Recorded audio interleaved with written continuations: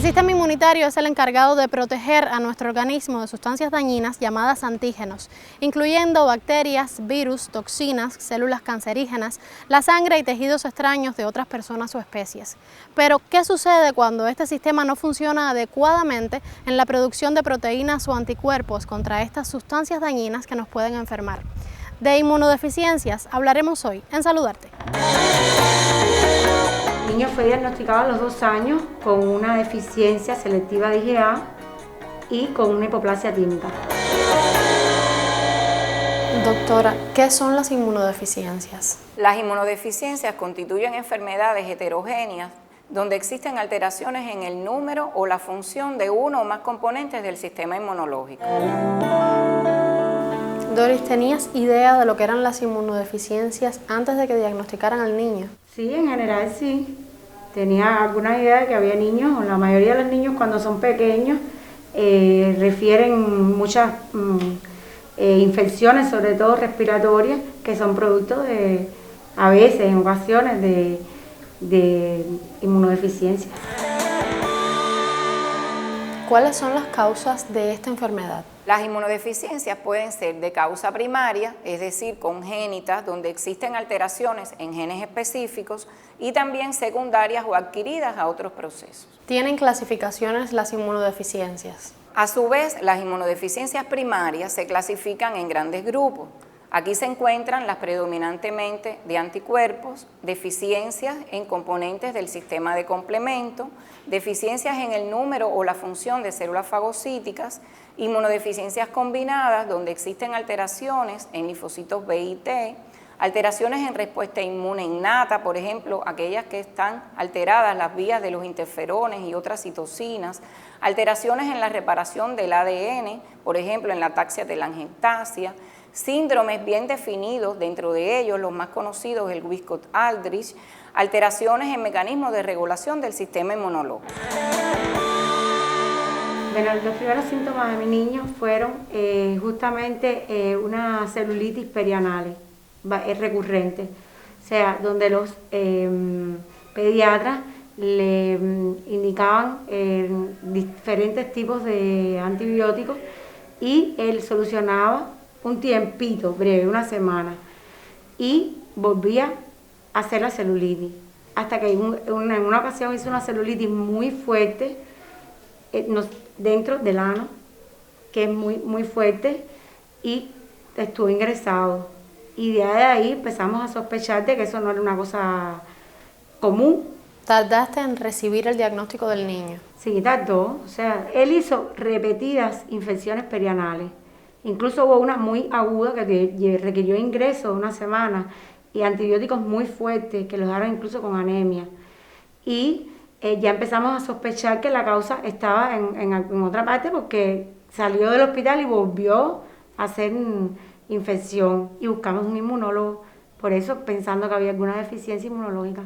Dentro de los signos y síntomas de la inmunodeficiencia primaria podemos encontrar la neumonía, la bronquitis, las infecciones de los senos paranasales, infecciones del oído, la meningitis y las infecciones en la piel, todas con aparición frecuente, recurrente y acompañadas de una inflamación o infección en los órganos internos. Los pacientes con inmunodeficiencias primarias presentan características comunes, entre ellas las infecciones, las manifestaciones alérgicas, trastornos autoinmunes, así como una incidencia mayor de tumores o enfermedades neoplásicas.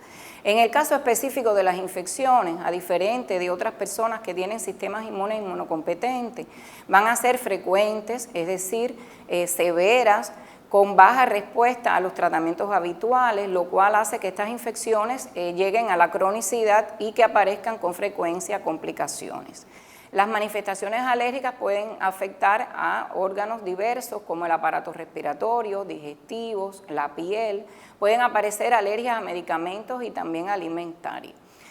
Ahora, están descritos signos de alarma o de alerta para estas enfermedades, lo cual indica que el paciente pudiera sospecharse estas enfermedades. Tal es el caso, por ejemplo, de la presencia en los niños de 8 o más otitis en un año, la presencia de 2 o más neumonías en un año, 2 meningoencefalitis en el mismo año, la aparición de abscesos frecuentes con pobre respuesta a los tratamientos habituales, ya sean en la piel o en órganos profundos, es decir, a nivel del pulmón, el hígado. Otro de los signos de alarma o de sospecha de estas enfermedades lo constituye las respuestas inadecuadas o complicaciones a vacunas que normalmente se indican en el esquema de vacunación cubano, fundamentalmente entre otras. ¿Cómo es el diagnóstico y qué pruebas son necesarias para la confirmación de la enfermedad? Para el diagnóstico de las inmunodeficiencias primarias, como para el diagnóstico de otras enfermedades, hay que tener en cuenta el interrogatorio, el examen físico del paciente y la indicación de estudios complementarios. En el interrogatorio deben hacer énfasis fundamentalmente en los posibles signos de sospecha o alarma, explorar al máximo estos elementos, el examen físico que debe incluir un examen físico general por aparato y haciendo énfasis en aquellos signos que son distintivos de estas enfermedades y por supuesto la indicación de estudios complementarios que van a ir encaminados a corroborar este diagnóstico clínico presuntivo del paciente. En estos estudios complementarios se van a incluir estudios microbiológicos de laboratorio, donde se hace la evaluación del sistema inmunológico, estudios radiológicos y otros importantes para llegar al diagnóstico definitivo de este paciente. De tal manera que el diagnóstico incluye un diagnóstico posible, un diagnóstico probable y un diagnóstico definitivo, donde se deben realizar estudios moleculares para demostrar la base molecular o el defecto de esta enfermedad. Vinimos a consulta. Aquí al instituto, la doctora le indicó un conjunto de análisis de sangre, también le mandaron, que es básico, me parece a mí por lo que he ya conocido, que es básico un ultrasonido de timo y entonces le diagnosticaron una deficiencia selectiva de IgA. Aunque en la mayoría de los casos la inmunodeficiencia primaria se presenta en la infancia, puede manifestarse a cualquier edad. Por eso es importante considerar también esta entidad cuando se trata de un paciente adulto. La edad de aparición de la sintomatología nos ayuda a definirnos entre un defecto u otro del sistema inmunitario. Los tratamientos de los pacientes con inmunodeficiencias primarias son personalizados, pero también hay que tener en cuenta otras medidas generales muy importantes a cumplir por los pacientes y sus familiares, entre ellos extremar medidas ambientales, ya que estos tienen una susceptibilidad mayor a adquirir infecciones, una adecuada nutrición, en algunos casos hay que aportar vitaminas, oligoelementos como hierro, zinc, ácido fólico y por supuesto el tratamiento de soporte o sustitutivo donde se va a reponer la deficiencia que presenta el paciente. En el caso, por ejemplo, de las deficiencias de anticuerpos se administra de forma pasiva las inmunoglobulinas que se pueden administrar por diferentes vías como van a ser intramuscular, subcutánea, endovenosa. Se emplean otros medicamentos que indirectamente van a estimular los componentes inmunológicos, es decir, la síntesis de los mismos deficientes en estos pacientes que contamos en nuestro país, como van a ser el levamisol, los factores de transferencia, los interferones, la biomodulina T, en el caso, por ejemplo, de niños que tengan un pobre desarrollo del timo, entre otros.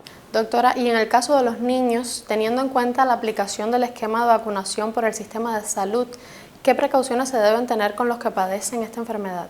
En los pacientes con inmunodeficiencias primarias, un aspecto a tener en cuenta es muy importante también de conocimiento por la atención primaria de salud, es a la hora de la administración de las vacunas. Hay algunos pacientes que tienen contraindicados determinadas vacunas. Tal es el caso de las vacunas que contienen gérmenes vivos atenuados que están contraindicados en aquellos pacientes con inmunodeficiencias combinadas o de linfocitos T. Por ejemplo, la PRS que contra la parotiditis, rubiola y sarampión, entre otros. Otro aspecto a tener en cuenta en estas campañas de vacunación que se hace muchas veces de forma masiva es el momento en que se encuentra el paciente, si tiene una compensación o no de la enfermedad de base y de igual forma si está usando en ese momento algún medicamento, por ejemplo las gamma globulinas u otros que pueden inactivar la administración de esta vacuna. Por lo tanto, debe haber una comunicación estrecha entre la familia, el médico de asistencia primaria y el médico de atención secundaria y terciaria para que no aparezcan complicaciones que en estos pacientes pueden ser importantes. La doctora te explicó cuáles eran las causas de esta enfermedad. Como llevo bastante tiempo, relacionado con este tema, sí, generalmente son infecciones respiratorias, lo que más se ve, o lo que más yo escucho en las consultas son infecciones respiratorias, que lo que me llamaba la atención de mi niño era que era algo atípico, porque celulitis hiperianal, o sea, no lo hacía en otro lugar, sino en esa zona solamente. Y en el caso de tu niño, ¿qué tratamientos le indicaron? Primero se le indicó factor de transferencia. Estuvo un tiempo con factor de transferencia. Primero era seguido en la semana. No recuerdo exactamente la frecuencia porque era cuando tenía 2 años. Después se la iba espaciando hasta ponerle una al mes o cada 21 días. Después ya le trataron directamente el timo con biomodulina T. Entonces no se le podía tocar esa zona que es normalmente donde se inyectan a las personas. ¿Por qué? Porque es un estafilococo que está comúnmente en la zona, todos los tenemos, pero ¿qué sucede? Que al él tener el sistema inmunológico bajo, a él le hacía un efecto negativo y entonces no se le podía hacer una incisión ahí en esa zona para inyectarlo y por eso era que no se le podía poner ahí donde se inyecta comúnmente a las personas, el glúteo.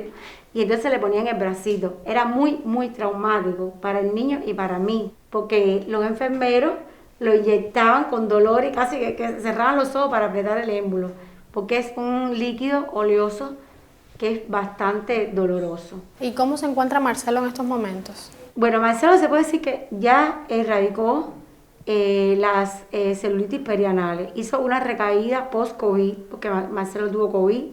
El COVID lo pasó muy bien. O sea, le pusieron un tratamiento muy leve, estuvo ingresado, pero después de eso hizo una recaída y volvió a hacer celulitis perianal.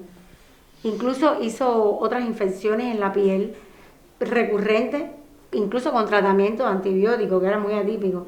Enseguida volví a la consulta, o sea que yo nunca me he desvinculado a la consulta, jamás. Siempre he estado bajo tratamiento. Y lo que le volvieron a hacer los análisis post-COVID y le intensificaron el tratamiento. Y en tu caso, ¿qué medidas tomas para no enfermarte? Ponerme el nasobuco, echarme gel cada vez que toco algo en la calle, quitarme los zapatos cuando llego a la casa. Cuando yo estoy lejos de mi mamá, ella me hace así cuando tengo el nasobuco abajo. Se debe recomendar a estos pacientes con inmunodeficiencias primarias y también a sus familiares y escuela, en el caso de los niños, que también debe existir una comunicación entre el médico y la escuela, de que deben tener un seguimiento sistemático, periódico, no solamente con el especialista en inmunología, sino también asistir al resto de los médicos o especialistas que conforman el equipo multidisciplinario. De manera que si el paciente cumple estrictamente el tratamiento indicado por todos estos médicos, mantendrá compensada su enfermedad. Los trastornos de inmunodeficiencia primaria debilitan nuestro sistema inmune y permite que infecciones y otros problemas de salud se desarrollen con mayor facilidad en nuestro organismo. Sus manifestaciones clínicas son variadas, ya que presenta una amplia heterogeneidad genética. Y para mejorar la calidad de vida de estos pacientes es fundamental el diagnóstico, tratamiento y seguimiento por parte de un equipo multidisciplinario en dependencia de la afectación de cada paciente. Por hoy es todo. La semana próxima no faltes. Dame el placer de volver a saludarte.